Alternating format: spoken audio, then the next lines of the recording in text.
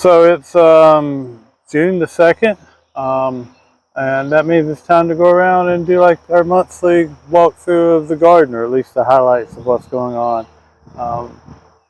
But yeah, and we're going to start, instead of starting with the keyhole, we'll end with the keyhole this time around, and we'll start in the veg garden. So yeah, let's get going. So the first thing I want to really take note of is how well the clover's doing. If you go back a couple months, you can see what a muddy mess this was at the end of winter. We've still got some bare patches, but I'm really happy with the clover. It's spreading like I want it to. It's a little tall in places. I've been weed eating it back so it doesn't jump into the beds. But I really don't want to come through here. I'll come through here and cut it real high eventually, but not until it's spread some more. But I think we're pretty well established. This has been a success. One thing, reason I wanted to highlight it at the very beginning is, people oftentimes don't think about living pathways as an option. Like, yeah, there's some weeds in them, but they're much less noticeable and much less troublesome. I've seen on Facebook a lot of times people are like, hey, what do I do for my paths? And there was one I was on a few weeks ago, and it was like literally 200 comments of people saying either to put rock or wood chip. Wasn't anybody until I commented on and talked about living pathways or planting clover. Rock is something that people think is a good option. The problem with rock is that one, things we still might find a way to grow and through your berry, but also if you ever want to do anything else with that spot, you're gonna have to deal with the rock for probably from now until forever. I'm dealing with rock that someone put in the front of our garden, who knows, decades ago, and it's still there, and you can't really get rid of it. And we're, through applying wood chip and soil, it's gone a long way to fixing it, but it's still there. And wood chip, while I did that for a while, the problem with wood chip is you're pretty much committing to putting wood chip on the paths every year for forever. And I realized very early on that I was like, I'm not hauling wood chip in here every year for the rest of my life. This is our forever home. And so once I learned about living pathways, that's why I went with them. There are some downsides, but there's also upsides. Like I said, you can see, maybe I'll splice it in, but you can see like how much of a mess that wood chip becomes. If you don't replace it, it becomes real wet, real waterlogged. The advantage of wood chip is that it makes the ground real fertile and ends up making good soil as it breaks down, which is why the clover is doing so well. So that's my starting rant on the living pathway. So we'll start over here. So we've still got some lettuces and stuff going on in this bed, but the tomatoes are in. We put them in a couple weeks ago. They're starting to grow up real tall. You can see I actually came through last week, actually not even last week, a few days ago, and pruned them down low, cut off some of the suckers. I did that. We do not do like single stem like you would in a greenhouse or a market garden, but I don't want to have to pick tomatoes down by my ankles. I want them to get up tall. These trellises are about 8 feet tall, and once they grow more, I'll do more on it. But I tend to train them up this trellis almost like you would train like a rose on a wall or something like that. And we'll get into that more later, but I really don't want to have to pick tomatoes down at my feet. And also I don't want any mildew or mold getting on the leaves when it's real wet and stagnant. And that is a problem sometimes. But yeah, still over here, a lot of these salad crops, same thing. Still doing well. I need to pick some before they start flowering. I'll do that to take me a salad to work. And this one is mostly, this bed is actually almost pretty much exclusively cherry tomatoes. There should only be cherry tomatoes in this bed. That bed is like regular sized tomatoes, some weird stuff I like. You'll see as they grow in, but it's all cherry tomatoes in this bed. That fennel will take everything over for a while. When it flowers, the bees love it. We decided to leave it in this year again. It's a little bit of a pain, but the bees love it, and it's kind of nice to have that fennel smell in here going on. But yeah, these tomatoes are coming along.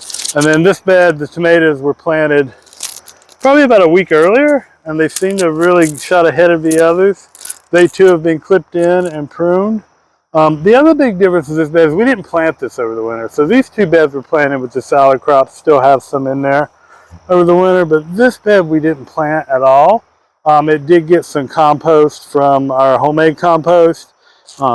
It also got, when I was working on getting this all ready for the clover, a lot of the wood chip got raked up and put on top of that compost, and then we came in with this straw before we realized how much seeds there were still in the, not straw, but hay. There shouldn't be seeds in the hay, and there is, but which sucks because we keep having to weed out the grass seeds. But that tells me that the place we got our straw from, they didn't kill it all with herbicides, so that's good. That means that like the straw is good and not full of herbicides like it sometimes is. The strawberries are probably finishing up. None of the new ones we put in did real well. They didn't look real good when we got them.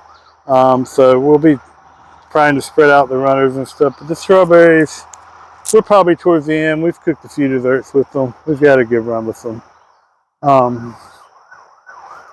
Over here, the sorrel is doing great as always. We got some fennel over here as well. A few pepper plants in here.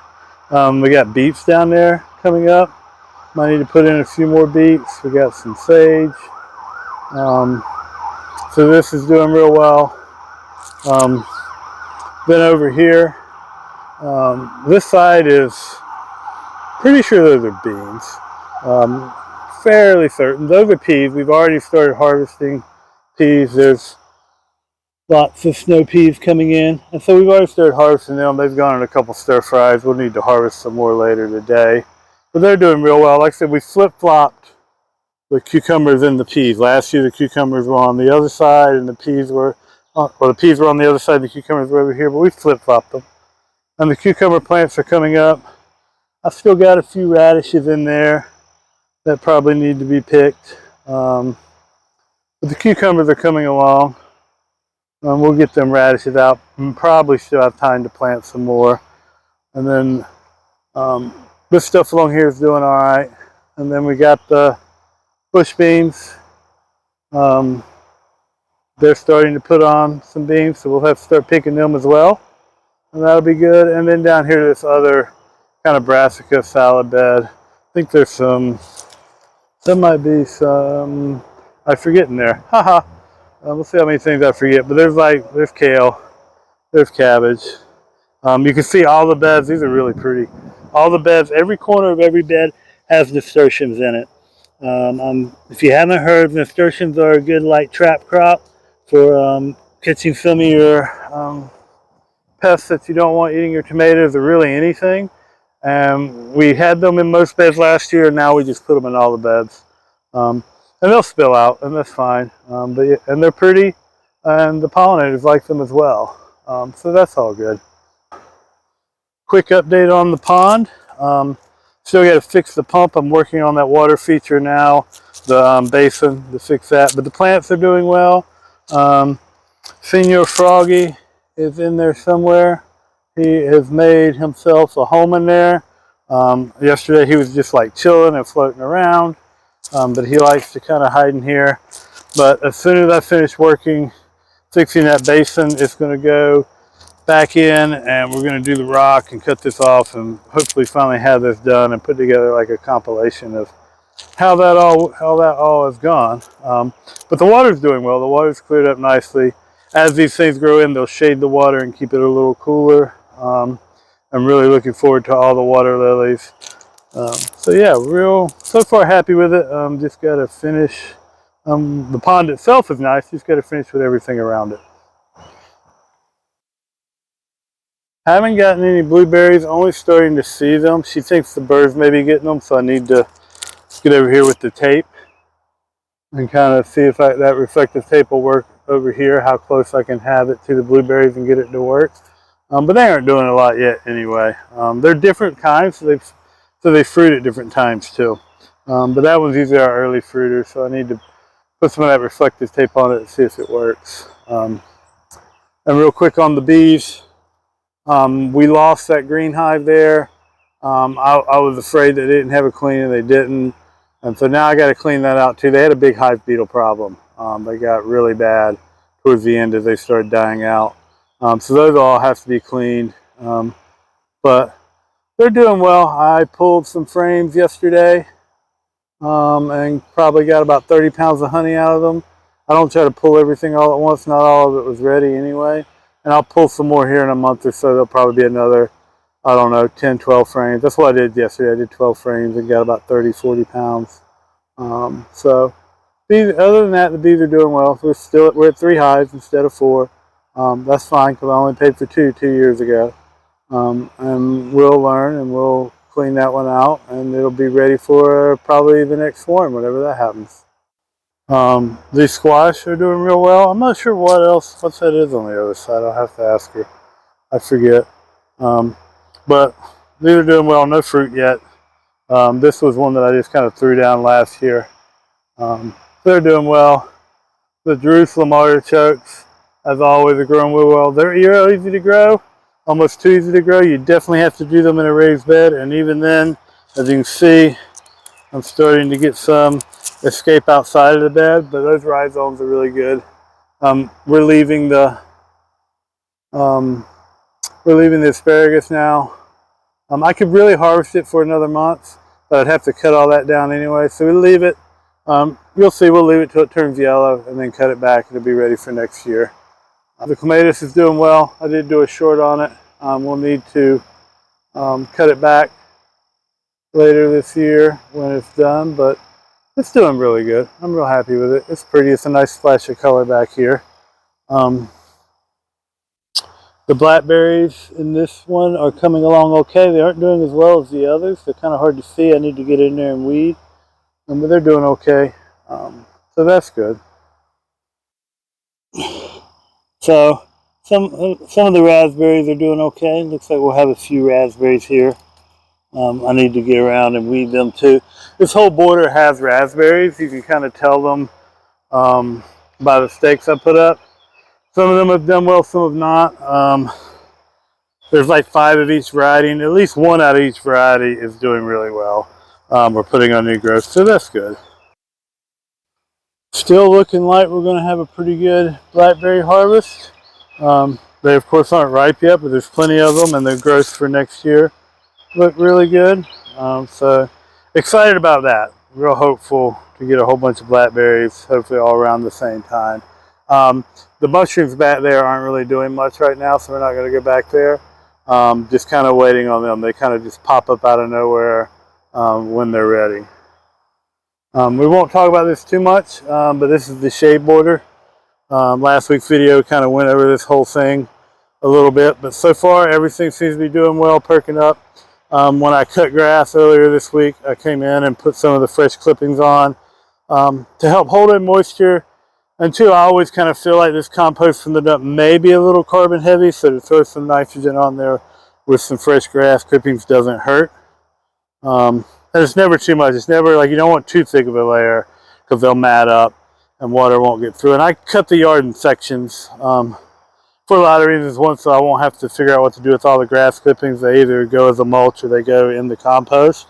And I don't want too much of it at once.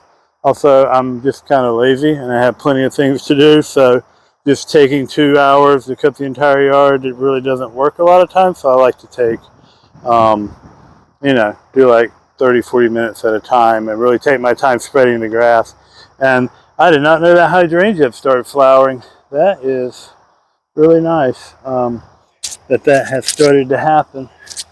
So that's good. Probably should have planted that plant in the other direction, but that's fine. That we got a hydrangea with some flowers coming on it. I'm looking forward to that. So yeah, this is working well. If you looked at last week's video, it's so far coming along. All these potatoes are coming along. We probably have potatoes at this point.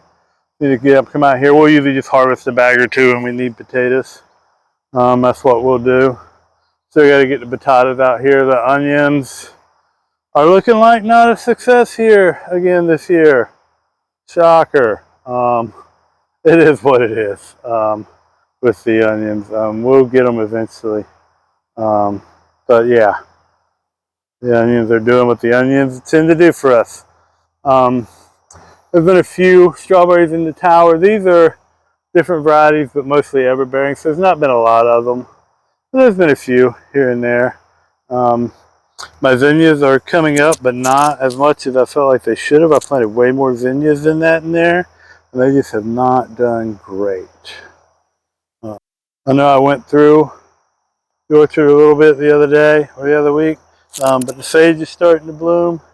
Got some foxgloves still. Peaches are hanging on. We haven't really had a drought yet. It's been a little bit of one, but not anything like last year. So far so good with the peaches hanging out here. We might actually get some. They're bigger than they were last year before they dropped. So here's hoping. Same thing with the plums. Plums are doing really well, especially on this tree. They're looking good. Got some where the bugs are coming and probably need to do something about, but that is what it is. We'll take care of it. But there's a lot of them, so hopefully there's enough to share. These flowers are getting ready to bloom. Whatever they are that she's planted here, I forget. She knows. She'll tell me and I'll probably just stick it in. But yeah, they're doing good. The yarrow is looking good. It's finally blooming. That have been growing up there. You see lots of little bugs and pollinators on the yarrow. We just about got all the weeds cleared out of here for the most part. So we're actually going to go in today and plant. I'll show you those plants in a minute for this border.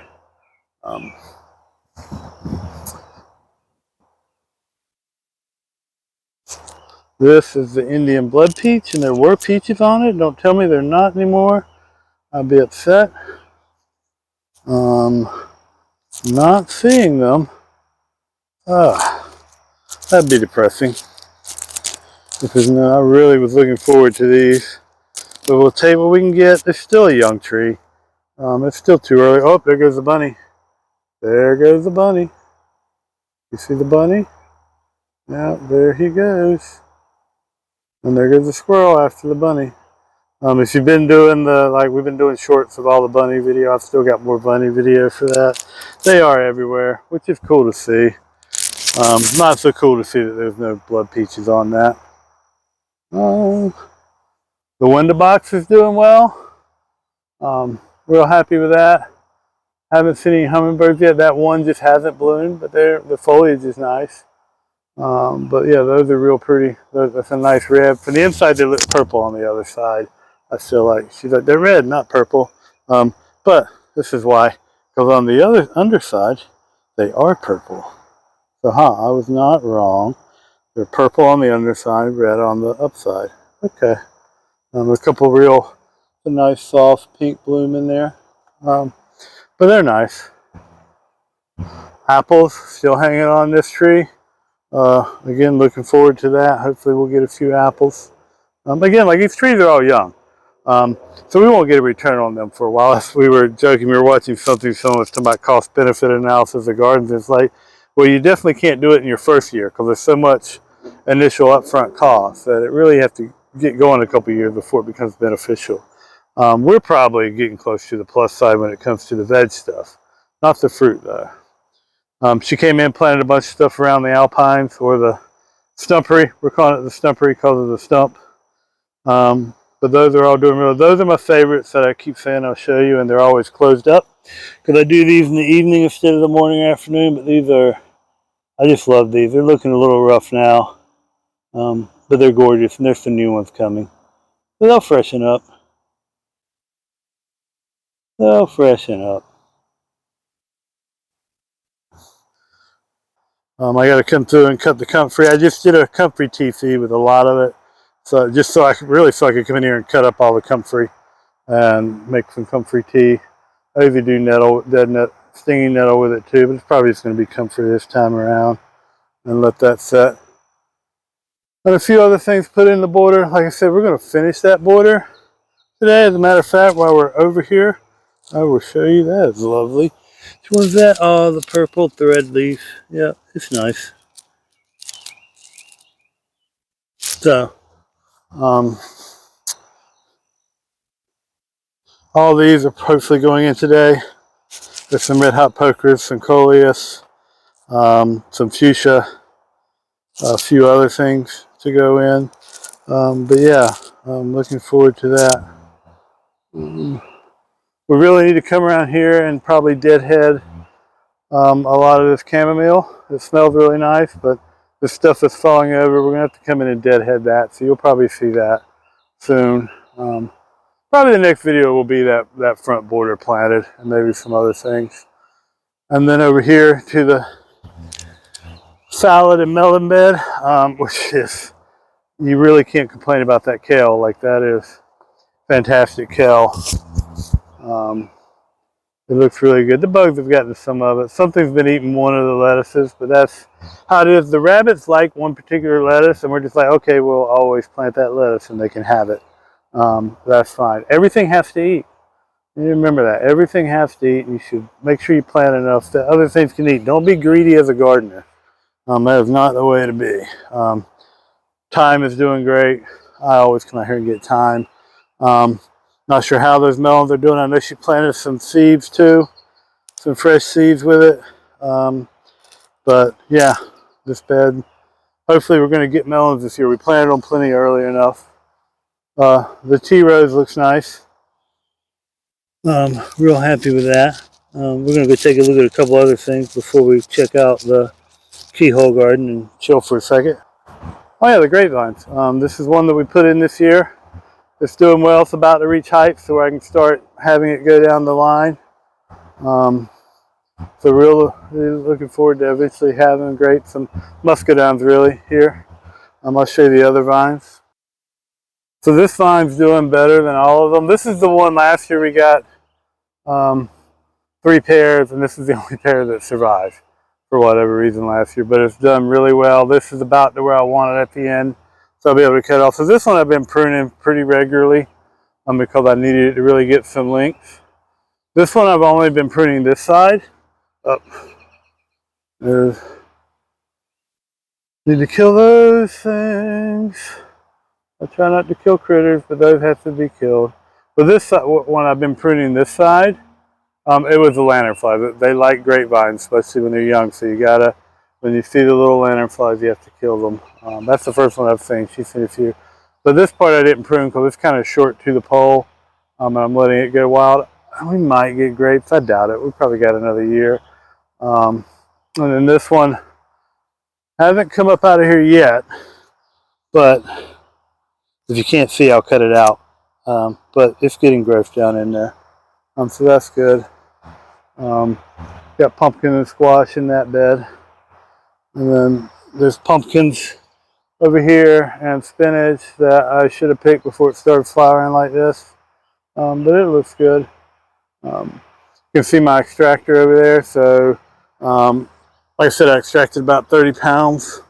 And the way I do it is like there's always honey left. So we'll take a quick peek. And yeah, there's bees down in there.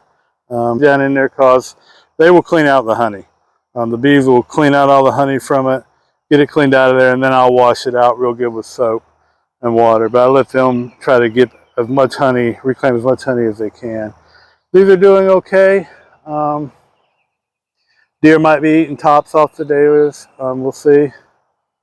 Also some of that grass from that straw, which, like I said, it's like, it sucks that there's seed in that straw, but it also means that they didn't hit it with Roundup and kill everything and then give me a bunch of Roundup straw that wouldn't do well. Dusty Miller's doing the right things. They're still happening with my Spanish flag, but they didn't all come up like I wanted. Nothing's really started climbing this yet. So we might be putting another climber in here on the edge. But yeah, that's this stuff. And there's nothing really to show with the compost other than that gigantic lizard over there. They really like it in the compost. He's a big boy. Yes, he is. But they like it in there. They'll eat the bugs. That compost is about ready to use. We'll start using it. But yeah, you can see here too, this is where the way I kind of collected the frames is in tubs. That way I don't have to pull the whole super off. And they will go in, and probably by the end of the day today, hopefully if not today, tomorrow, they will have collected all the honey out of that. And I can put that stuff away or clean it better and put it away. But yeah, they're kind of all over it, reclaiming honey. The ones that don't drown in honey, hopefully. There's not too many of them. But yeah, that's what's going on with them. Like I said, we don't do a whole lot on the bees, but that's what's going on. We extracted some. I'll extract more. And now we'll go around the keyhole, which hasn't really changed a lot. It'll really start changing. It'll be over time when you really see the change. I forget what these are called, the Cupney or something like that. They're doing pretty good. Haven't caught any hummingbirds out here with them, but I know they're out here. But they're doing pretty good. The foxgloves are getting really tall, and towards the end, the dahlias are doing good, or dahlias, however you want to call them. That one's doing well. We'll find out about the dinner plate ones later. Still waiting on those coleus to go in. So yeah, that's it. That Epania has kind of perked up a little bit. The celosias are still doing well. Those purple ones are getting taller. The deer haven't been back to eat at that tropical rose yet, but it's not pretty anymore either. So there's that. Some of the lupins are coming up, which is nice. Did I get that lupin over there? Show you close up on that. Lupin coming in, which is nice. This is pretty much what it looks like today. It'll look different by the end of the day, I'm sure. But that's where we're at this month. And we will see you probably, hopefully, next week. Yeah, that's about it.